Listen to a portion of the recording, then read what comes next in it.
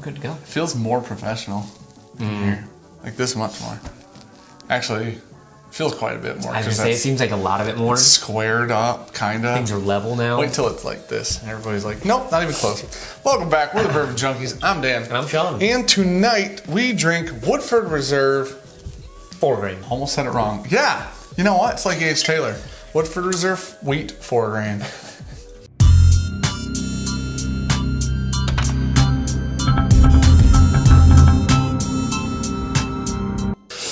This is a Woodford Reserve new release. Yeah. And they said, you know what? We getting in that wheat game. Wasn't actually an intentional spill, but it happened. They said There's a good amount there. They wanted to make the 4 kinds of whiskey that were allowed to be made before Prohibition, or something like that. Does that sound ish? Something about the 4 grains that were in stuff before Prohibition. Yeah. And apparently Russell's does 4 grains, so they were like, you know what? We can do that too. So this is Woodford Reserve's new release. It is the maroon/red label, whatever you want to call it. It is a wheat whiskey. 52% wheat, It's not bourbon. 20% malted barley, 20% corn, 8% rye. Didn't think he was going to get it right. Boom. I only had to remember 4 things, and I almost got it wrong. I was waiting for the 20% barley and 42% Yeah. something else. How'd you get 79% as a total? Don't know, man. It works out. So Ooh, that is so sweet. this followed the release of the blue label, which is the malt whiskey. Not had that. No. Don't love normal Woodford Reserve. I especially don't like this packaging. But I don't generally like wheat things unless they're like seemingly expensive. Yeah. No, that's just how you actually do it. Yeah. If it's not over $100 a bottle, Yep. it's not your jam. And it's wheat. It's not for me. Yeah. Like Unless Larceny, no thanks. Makers, nah. Weller's, except Foolproof, Foolproof. nah. I mean, that's only $60. Yeah, I think it's like 50. Yeah. Yeah. It's only Okay. $500. So, this whiskey has been open for probably a week now or something like that. It's kind of limited in the state for some reason. It's not supposed to be. It's a permanent addition to their line. $35 is what you're supposed to be able to find this for everywhere. 35? So, 35. I I got think distribution's a little slow right now. I paid 40. Well, 35 is supposed to be. 35, we'll talk about that in a little bit. We'll get there. I almost spoiler. The alert. interweb said 35. I'll believe him. God, it's so sweet. In a good way. It's like- so close to floral. It's the but best. It doesn't hit it. It's right there. It's the best sweetness that you could get from it because I love that pre-floral red fruit sweetness. Yeah. It's almost like a candy sweetness, but it's not real sugary. It's not artificial though. It is very, very sweet though. All it smells like is I want to drink it. Like it smells like if I was on a diet, this would be a good substitute for candy. You know what I Do mean? diets. No, I get what you're saying. Like it's not quite to that like cherry lozenge level of sweet, but it is almost artificial-ish sweet. It's very sweet. It's like the perfect. It's like if you went and got candy, but that candy was actually made out of real strawberries instead of being like artificial. I think that's just real strawberries at that point. If it was made out of real strawberries, it would be If you real went and got strawberries. mushed up real strawberries and they called it candy, this is Called what it would jam. smell like. Yeah, they had a lot of sugar. This is, yeah. I wish you would have spilled less, so more would have gone into my glass. I didn't spill as much on your side as I did on my side. No, you just didn't pour me any then. All right, cool. Yeah. I spilled so much I got scared. So, That is super cherry, nice light oak, ton of vanilla, delightful. there's a flavor up front that I can't think of, but it's so familiar. Everything is like so soft on that. And Like it's everything, so well put together. yeah, like everything feels very rounded and it just rolls into each other. There are no hard edges on any of the palate. No, and What is it? it's like 90. How do they have that long of a finish at 90 proof? And I think that like people are gonna call it a burn, but there's this really nice soft It's like a cinnamon. spice Yeah. that just lingers and kind of melts into your mouth. This is very. It's not savory. Is not the word. What is it like? It's like dessert whiskey, but I mean, it's sweet not. is the opposite of savory, so sweet, What's the other one? Is there any more? savory. Just those two. I guess those two. It's not. It's very sweet, but that's not what I was thinking. It's oh my. You think you'd know that's wheat if someone just handed it to you and was like, tell me what that is? I don't think I'd guess a wheat. It's different. The weird thing is, I thought the first time I had it, I thought it was wheated bourbon. Like the Weller line. Yeah. But I realized later that it's actually wheat whiskey, which actually usually...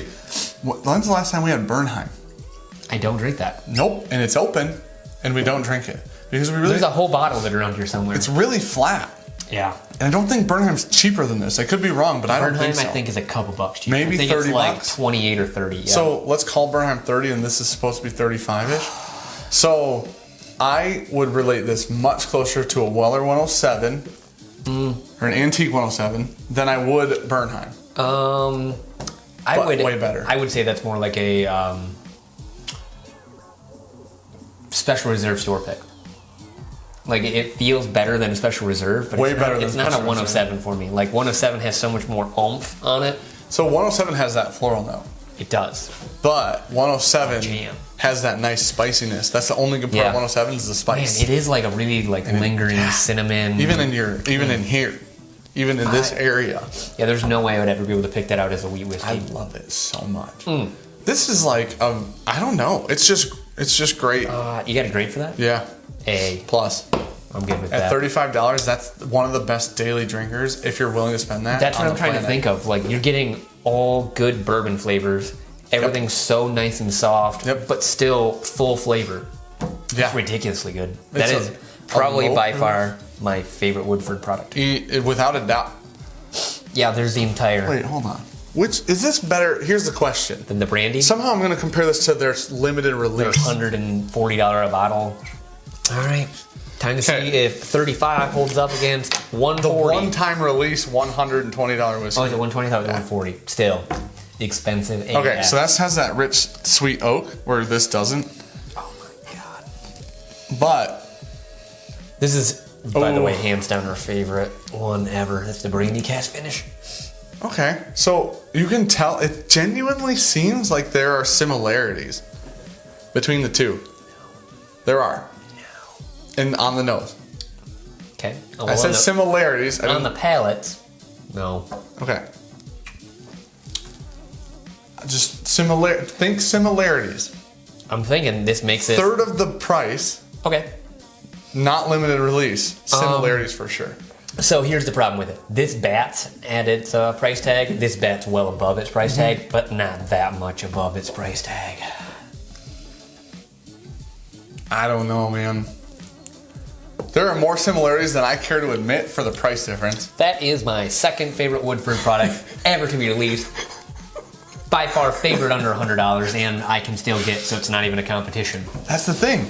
So when I told Sean when he gets these, I was like, I'll buy one from you. Oh yeah. I might just drink the rest of this bottle tonight. There is no way you shouldn't have that on your bar, whatever you want. We're going to put it this way. If you like any form of sweet whiskey, that's it. This is going to be, for $35, now Antique 107 is $50 in the state.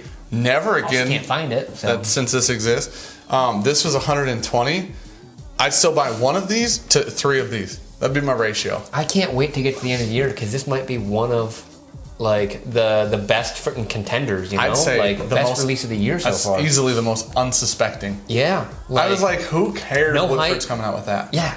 You're doing a wheat whiskey? Yeah. Cool. And I'm like, I don't really like Woodford that much. And then Mark gave it to us down in Texas. It's like, whoa, that is not. You put something else in the bottle. That's cute. What's that, Old Rip 10? But yeah. All right, it's amazing. What was your grade? A plus? I think so, yeah. Buy it. There's no way you shouldn't. I'll keep buying it. This is the 1920 I always have one when one goes empty, just to keep drinking. Dude, and this is a special store pick too. Yeah. Only one ever made. So Dan stole the store pick sticker. I didn't steal it. It was falling off a barrel, and that was the wrong barrel. Did it fall off the barrel? Michael Klein picked it off. Okay. Under the box. Yeah. They weren't using the sticker anyways. All right. Well, we're the Bourbon Junkies. Thanks for watching. Like, comment, subscribe. Helps out a bunch. Yeah. If you haven't done those things, please do. Yeah. Check out our Patreon for behind-the-scenes content, and we're offering different things in our Patreon right now, like bottles, or the ability to receive or purchase a bottle, stuff like that. Yeah. So go check that out if you'd like. And yeah, thanks for being here. The proof is definitely in the pour. It's in both of those pours. God. Well, that one's not fair. It's pretty good though. I don't know.